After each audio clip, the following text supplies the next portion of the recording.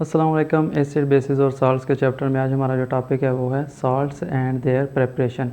सबसे पहले हम साल्ट्स के बारे में थोड़ी इन्फॉर्मेशन देख लेते हैं कि साल्ट्स जो होते हैं ना वो आयोनिक कंपाउंड्स होते हैं और ये एसिड और बेस की न्यूट्रलाइजेशन से बनते हैं और इनमें आयंस होते हैं पॉजिटिव और नेगेटिव आयन से मिलकर बने होते हैं। तो जो पॉजिटिव आयन इसका होता है यानी कैटायन वो ये बेस से डिराइव करता है। यानी अगर हम देखें जाएँ तो बेस समझे सोडियम हाइड्रोक्साइड है हमारे पास है, तो इसके अंदर जो कैटायन है यानी सोडियम है ये साल्ट के अंदर ये कैटायन इस बेस से जाता है। यानी आप सोडियम आप समझें कि ये हमारे पास आ गया, तो ये बेस से हमारे पास आया है, तो इसलिए इसको हम कहते हैं बेसिक रेडिकल।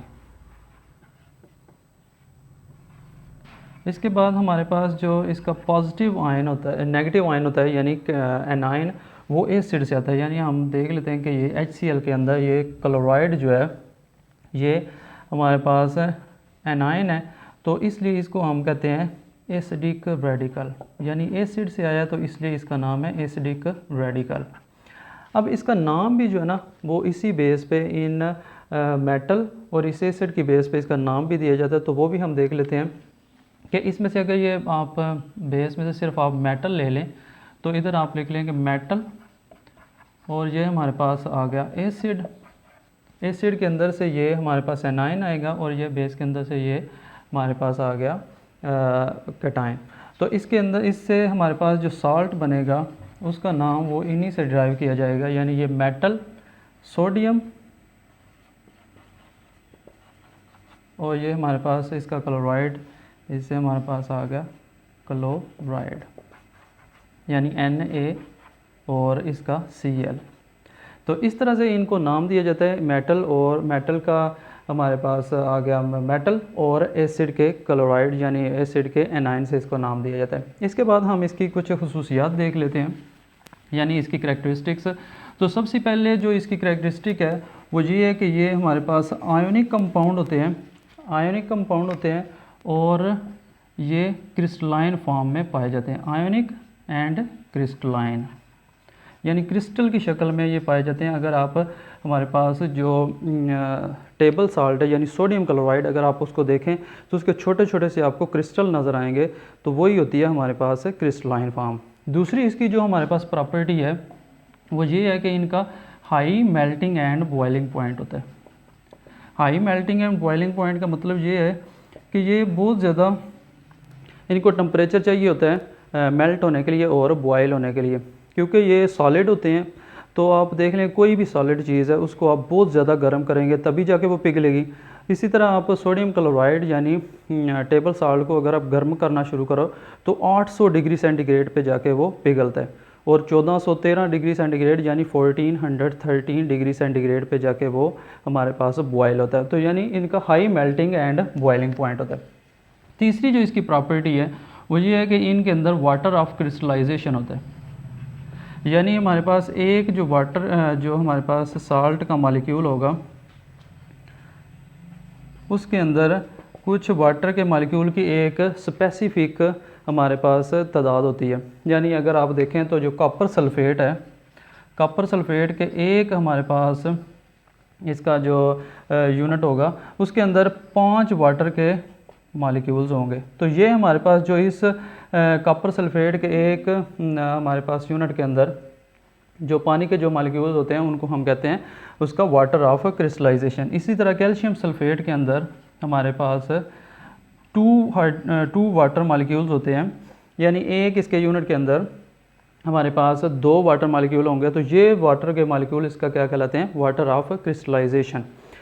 तो ये अक्सर क्वेश्चन पूछा जाता है कि कॉपर सल्फेट और हमारे पास कैल्शियम सल्फेट का आप फार्मूला लिखें, तो यहाँ से ये आपने फार्मूला लिख लेना है। उसके बाद इसका चौथी जो प्रॉपर्टी है हमारे पास वो ये है कि ये हमारे पास न्यूट्रल कंपाउंड्स होते हैं। न्यूट्रल कंपाउंड्स का मतलब ये नहीं है कि ये इनमें पॉजिटिव और नेगेटिव आयंस की तादाद बराबर होगी, वो डिफरेंट भी हो सकती है, लेकिन इनके अंदर जो चार्जेस होंगे पॉजिटिव और नेगेटिव वो हमारे पास सेम होंगे। जिस तरह हम देखते हैं कि जो इसकी एग्जांपल देख लेते हैं कि हमारे पास जो सोडियम क्लोराइड है NaCl, इसके अंदर पॉजिटिव 1 चार्ज है और नेगेटिव भी 1 चार्ज है और हमारे पास आयन भी एक है। लेकिन इसमें तो ये इजी है कि आप बता सकते हैं कि इनमें पॉजिटिव और नेगेटिव चार्जेस बराबर हैं और क्योंकि इसमें हमारे पास आयंस भी बराबर हैं। लेकिन अगर हम देखें तो कैल्शियम फॉस्फेट में क्या होता है कि 3 कैल्शियम होते हैं, 3 कैल्शियम के मॉलिक्यूल आयंस और फॉस्फेट के 2 आयंस, यानी अब इनमें आयंस क्या हो गए हैं, डिफरेंट हो गए। अगर हम देखें तो कैल्शियम की जो वैलेंसी होती है वो +2 होती है और फॉस्फेट की वैलेंसी होती है -3। अब इसमें देखें कि इस कैल्शियम के कितने मॉलिक्यूल्स हैं, 3, और इसकी वैलेंसी कितनी है, 2 × 3 = 6। अब इसकी वैलेंसी देखें तो 3 है और इसके मॉलिक्यूल कितने हैं, हमारे पास 2 मॉलिक्यूल हैं, 3 × 2 = 6, यानी चार्ज जो हमारे पास होगा वो क्या होगा, सेम होगा। आयन डिफरेंट भी हो सकते हैं लेकिन चार्ज क्या होगा, सेम होगा। इसके बाद अब हमने देख रहे हैं इसकी प्रेपरेशन के इन सॉल्ट्स को हम प्रिपेयर कैसे कर सकते हैं। तो सॉल्ट्स जो है ना उनको क्लासीफाई किया जाता है सॉल्युबल, वाटर सॉल्युबल और वाटर इनसॉल्युबल, यानी ये पानी में सॉल्युबल भी हो सकते हैं और इनसॉल्युबल भी हो सकते हैं। तो इसी बेस पे इनको प्रिपेयर भी किया जाता है कि वाटर सॉल्युबल के अलहदा से हमारे पास प्रिपरेशन के मेथड्स हैं और जो वाटर में इनसॉल्युबल हैं उनके अलहदा से मेथड्स हैं। तो सबसे पहले हम वाटर सॉल्युबल जो हमारे पास सॉल्ट्स हैं उनको प्रिपेयर करने के मेथड्स देखेंगे। तो सबसे पहले जो हमारे पास मेथड है वो ये है कि एसिड एंड मेटल, इनके दरमियान रिएक्शन, एसिड एंड मेटल, इसको डायरेक्ट डिस्प्लेसमेंट रिएक्शन भी कहते हैं क्योंकि इसमें डिस्प्लेसमेंट होती है। अब हम देखते हैं कि ये रिएक्शन कैसा होगा। इसमें हम देख लेते हैं हाइड्रोक्लोरिक एसिड जो है ना वो मैग्नीशियम के साथ, ये हमारे पास एसिड आ गया, ये हमारे पास मेटल आ गया। इससे हम देखेंगे कि ये हमारे पास प्रोडक्ट कैसे बनेगी। इसको अगर हम देखें इसका मैकेनिज़्म, तो हमारे पास HCl, 2 HCl होते हैं। अब इनमें क्या होगा कि ये इनमें बॉन्ड जो है ना वो ब्रेक होगा और ये अपना अपना इलेक्ट्रॉन लेके अलहदा हो जाएंगे। अब देखते हैं कि ये दोनों अलहदा हो गए एक एक इलेक्ट्रॉन लेके, और ये भी क्या हो गए, अलहदा हो गए। अब मैग्नीशियम जो है ना वो 2 बॉन्ड बना सकता है। अब इसमें क्या होगा कि मैग्नीशियम के साथ ये क्लोरीन और ये क्लोरीन क्या हो जाएंगी, आके बॉन्ड बना लेंगी, और ये हाइड्रोजन और ये हाइड्रोजन क्या करेंगे आपस में, ये एक एक बॉन्ड शेयर करके, ये एक एक इलेक्ट्रॉन शेयर करके ये भी क्या बना लेंगे, बॉन्ड। तो हमारे पास H2 एक ये प्रोडक्ट बन गई और दूसरी हमारे पास बन गई MgCl2 यानी मैग्नीशियम क्लोराइड हमारे पास बन गई।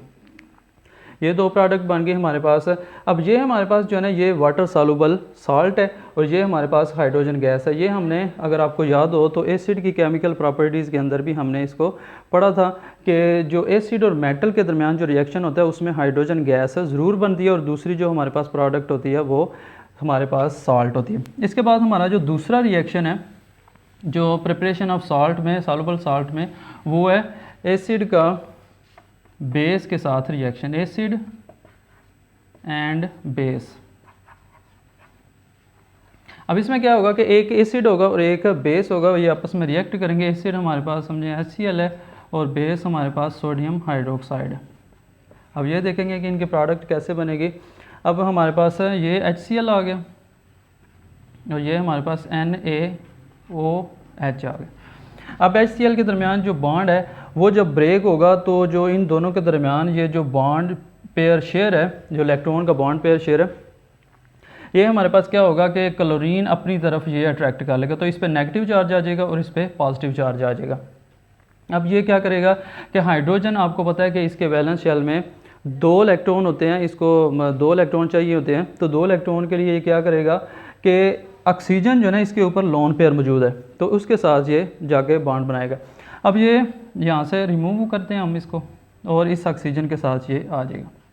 जब ये लोन पेयर ऑक्सीजन इसको देता है तो इसके ऊपर पॉजिटिव चार्ज आ जाता है। इस पॉजिटिव चार्ज को ख़त्म करने के लिए ये क्या करता है कि सोडियम के साथ जो बॉन्ड है ना उसको ब्रेक कर लेता है और जो इन दोनों के दरमियान जो बॉन्ड पेयर था वो अपनी तरफ अट्रैक्ट करता है, तो इस पे ऊपर जो पॉजिटिव चार्ज है वो ख़त्म हो गया। अब सोडियम के ऊपर ये पॉजिटिव चार्ज आ जाएगा। सोडियम के लिए इसलिए चार्ज आया क्योंकि उसने जो शेयर किया हुआ था ऑक्सीजन के साथ बॉन्ड वो अब उससे छीन लिया ऑक्सीजन ने। अब इसमें क्या होगा कि ये एक हमारे पास प्रोडक्ट आ गया है H2O, यानी 2 हाइड्रोजन हमारे पास और 1 ऑक्सीजन आ गई। अब बाकी हमारे पास रह गया है Na और Cl। NaCl आपको पता है, आपने आयोनिक कंपाउंड में पढ़ा था, आयोनिक बॉन्डिंग में, कि जो क्लोरीन होती है वो एक इलेक्ट्रॉन जो इसके पास एक्स्ट्रा है वो सोडियम को दे के आपस में क्या बना लेते हैं, आयोनिक बॉन्ड। तो सोडियम क्लोराइड हमारे पास आ गया। अब ये हमने एसिड की केमिकल प्रॉपर्टीज़ के अंदर भी पढ़ा था, बेस की केमिकल प्रॉपर्टीज़ के अंदर भी पढ़ा था कि एसिड और बेस जब आपस में मिलते हैं तो इसके नतीजे में एक वाटर मालिक्यूल्स और एक हमारे पास साल्ट मालिक्यूल बनता है। तो अब इसके बाद हमारे पास जो रिएक्शन है वो है एसिड एंड, हमारे पास आ गया oxide, acid and oxide.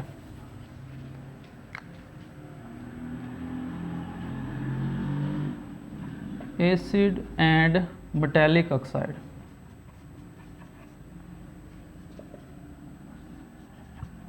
Acid और मेटालिक ऑक्साइड जब आपस में रिएक्ट करते हैं तो हम देखते हैं कि उनके दरमियान क्या चीज़ बनती है। हमारे पास एसिड आप सपोज कर लें कि H2SO4 है, सल्फ्यूरिक एसिड है, और हमारे पास जो ऑक्साइड है मेटालिक ऑक्साइड वो है कॉपर ऑक्साइड। ये हम एसिड और एसिड के जब केमिकल रिएक्शन पढ़ रहे थे तब भी हमने एसिड और बेस का जब रिएक्शन पढ़ा था तो उसके अंदर मेटालिक ऑक्साइड हमने पढ़ा था। अब इसको सल्फ्यूरिक एसिड का हम स्ट्रक्चर फार्मूला लिखते हैं, तो ये हमारे पास ये इस तरह से आ गया, और ये हमारे पास ये आ गया हमारे पास सल्फ्यूरिक एसिड का फार्मूला। और कॉपर ऑक्साइड आपको पता है कि कॉपर ऑक्सीजन के साथ डबल बॉन्ड से जुड़ी होती है। अब इसमें क्या होगा कि ऑक्सीजन और हाइड्रोजन के दरमियान ये जो बॉन्ड पेयर शेयर है ये क्या करेगा, ऑक्सीजन अपनी तरफ खींचेगा, माइनस इस पे चार्ज आ जाएगा और इस पे पॉजिटिव चार्ज आ जाएगा। ये पॉजिटिव चार्ज अपना ख़त्म करने के लिए या हम अपना बैलेंस शेल कंप्लीट करने के लिए ये ऑक्सीजन के साथ जाके बॉन्ड बनाएगा। इसको यहाँ से रिमूव कर देते हैं। ऑक्सीजन के साथ जब बॉन्ड बनाएगा तो इस पे पॉजिटिव चार्ज आ जाएगा। इस पॉजिटिव चार्ज को ख़त्म करने के लिए ये कॉपर के साथ एक बॉन्ड क्या कर देगा, ख़त्म कर देगा, और बॉन्ड जो दोनों इलेक्ट्रॉन थे ये अपनी तरफ खींच लेगा। अपनी तरफ खींचेगा तो इस पे एक इलेक्ट्रॉन की कमी आ जाएगी, तो ये +1 चार्ज आ गया और ये पॉजिटिव हमारे पास ख़त्म हो गया। अब इसके बाद ये जो दूसरा हाइड्रोजन है ये भी इसी तरह ये बॉन्ड टूटेगा, इसमें हमारे पास ऑक्सीजन के ऊपर आ जाएगा एक इलेक्ट्रॉन एक्स्ट्रा, और हमारे पास जो हाइड्रोजन है ये इस ऑक्सीजन के साथ आके अटैच हो जाएगा। अब फिर से इसके ऊपर पॉजिटिव चार्ज आ जाएगा। ये पॉजिटिव चार्ज ख़त्म करने के लिए फिर से कॉपर के साथ ये बॉन्ड तोड़ेगा और ये पॉजिटिव चार्ज ख़त्म करेगा। अब इस पे ऊपर एक और इलेक्ट्रॉन की कमी आ गया तो इसको हम +2 लिख लेते हैं, और ये हमारे पास दूसरी भी प्रोडक्ट आ गई। अब ये पहली प्रोडक्ट है, ये वाटर आ गया। उसके बाद हमारे पास ये कॉपर और ये हमारे पास सल्फेट रहेगा। अब ये कॉपर इधर जाएगा इस सल्फेट के मालिक्यूल के। अब ये क्या होगा, इसके ऊपर +2 चार्ज है। अब इस ऑक्सीजन और इस कॉपर के दरमियान बॉन्ड बनेगा, तो ये जब आपस में बॉन्ड बनाएंगे तो ये जो इसके पास एक इलेक्ट्रॉन है ये दे देगा इस कॉपर को, तो यहाँ से ये इलेक्ट्रॉन ख़त्म हुआ। अब इसके पास 2 इलेक्ट्रॉन की कमी थी, एक इलेक्ट्रॉन की इससे कमी जो है ना वो ख़त्म होगी। अब इसके पास +1 चार्ज यानी एक इलेक्ट्रॉन की कमी रह गई। अब ये इस ऑक्सीजन के साथ भी बॉन्ड बनाएगा, तो ये जो इलेक्ट्रॉन है इसके पास एक्स्ट्रा ये देगा इस कॉपर को, तो अब जो दूसरा इलेक्ट्रॉन की कमी थी वो भी इसके पास पूरी होगी। अब इसके बाद हमारे पास जो रिएक्शन रह गया वो है acid and carbonate, reaction between acid and carbonate.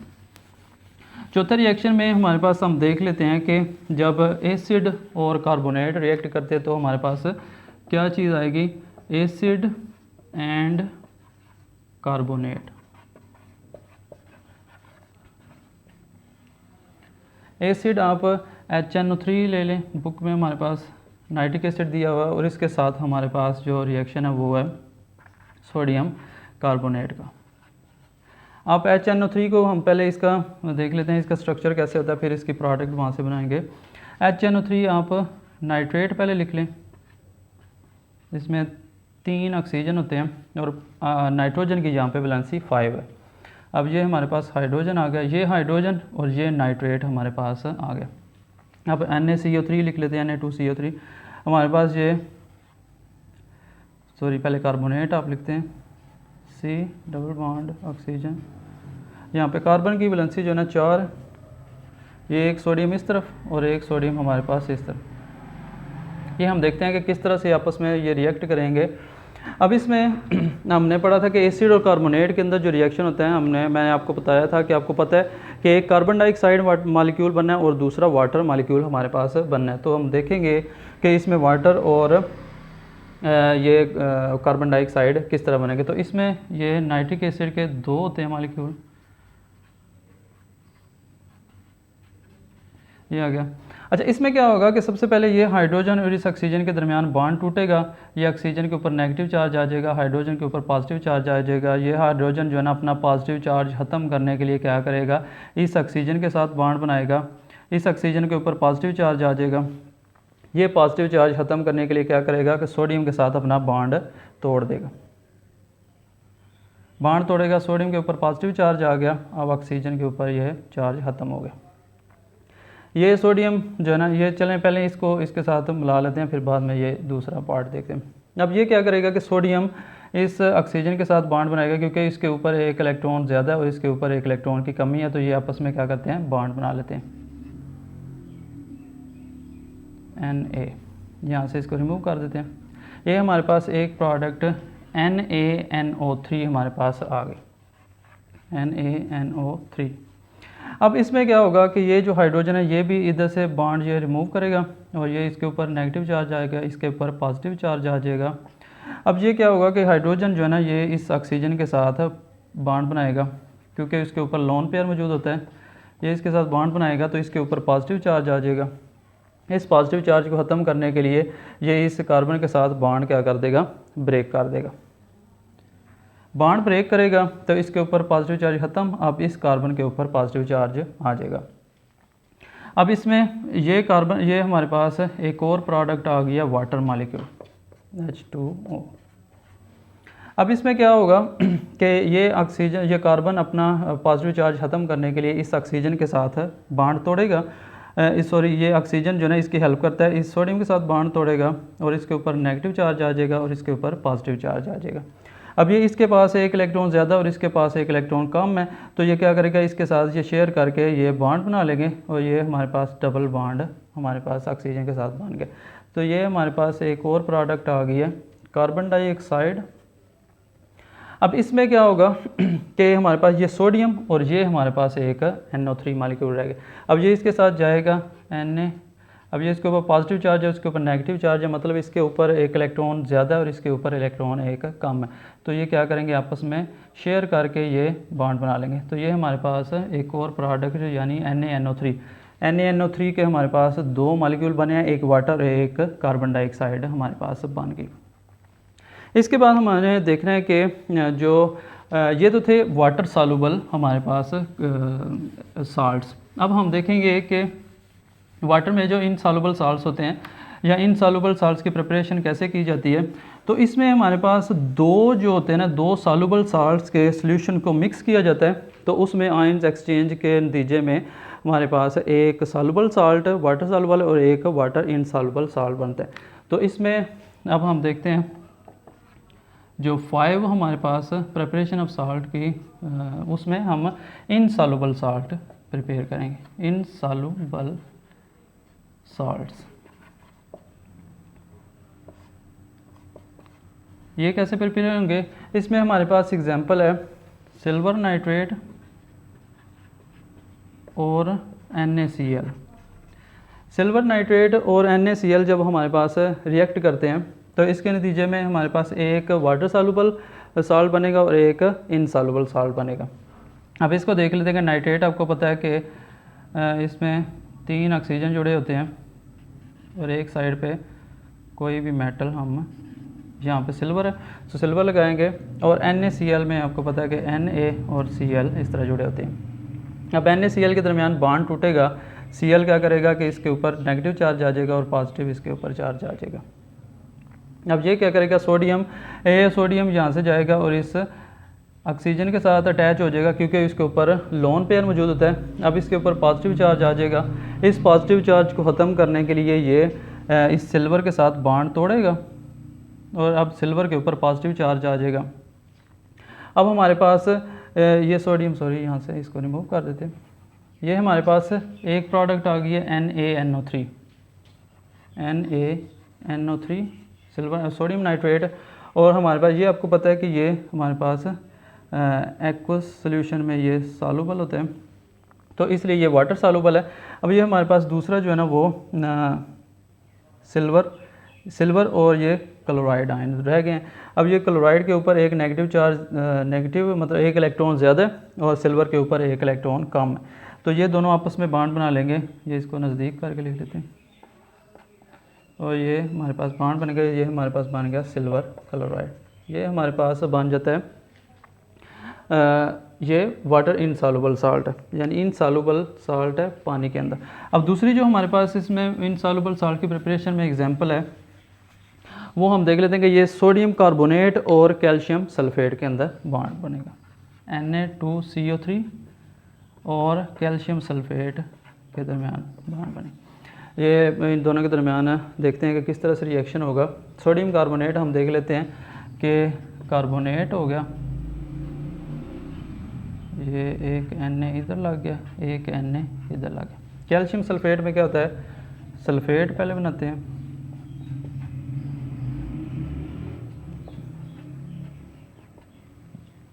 अब इसमें क्या होगा कि हमारे पास ये हाइड्रोजन और ये ऑक्सीजन के दरमियान बॉन्ड टूटेगा, हाइड्रोजन के ऊपर पॉजिटिव चार्ज और ऑक्सीजन के ऊपर नेगेटिव चार्ज। ये हाइड्रोजन क्या करेगा, इस ऑक्सीजन के साथ बॉन्ड बनाएगा और इसके ऊपर पॉजिटिव चार्ज आ जाएगा। इस पॉजिटिव चार्ज को ख़त्म करने के लिए ये क्या करेगा, ये सोडियम के साथ बॉन्ड तोड़ेगा और सोडियम के ऊपर पॉजिटिव चार्ज आ जाएगा।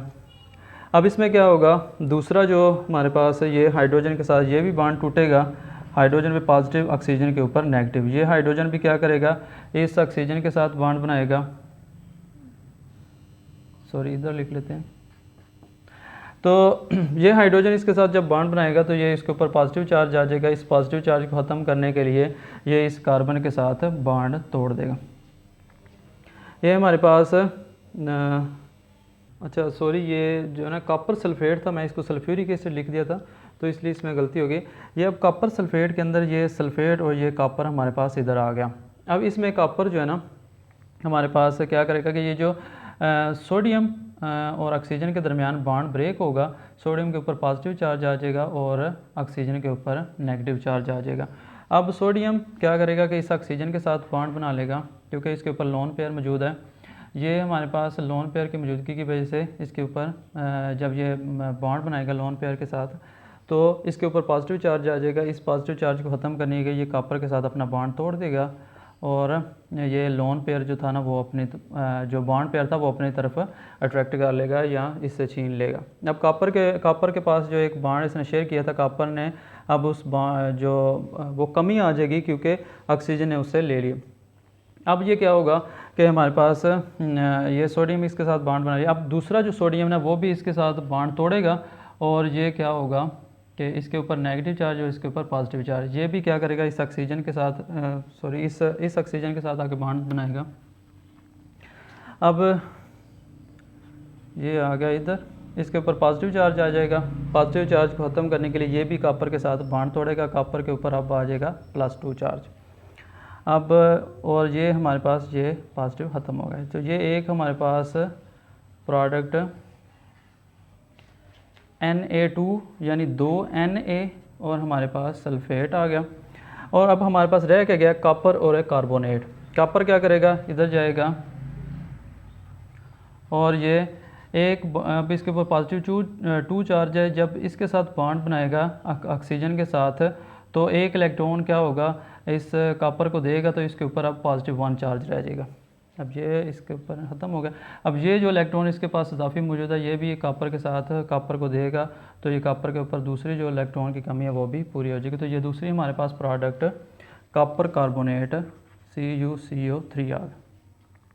अब इसमें ये सोडियम सल्फेट जो है वो हमारे पास वाटर सॉल्युबल है और कॉपर कार्बोनेट हमारे पास इनसॉल्युबल है वाटर के अंदर। ये था आज का टॉपिक हमारा। उम्मीद है कि आप लोगों को इसकी समझ आई होगी। अपना ख्याल रखें। अल्लाह हाफिज़।